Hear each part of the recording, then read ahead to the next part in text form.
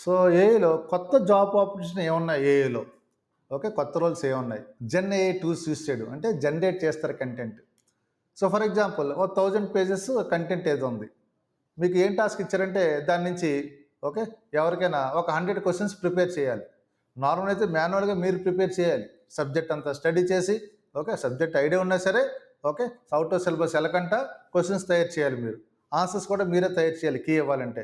So, gen AI tools use చేస్తే మీరు questions తయారు చేయవసరం లేదు. డేస్ ఏం స్పెండ్ చేయవసరం లేదు. ఓకే. వితిన్ మినిట్స్ సో, మీరు ప్రాంప్ట్ ఇంజినీరింగ్ ద్వారా రైట్ క్వెషన్స్ అడిగి ఓకే. ఆ ఏఐ టూల్స్‌కి మీరు 100 క్వెషన్స్ జనరేట్ చేసేయొచ్చు.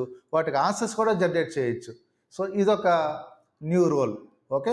Right. Gen AI tools use చేసి జనరేట్ చేయడం. ఇంకోటి కొత్తగా ఏజెంటిక్ ఏఐ అని వచ్చింది.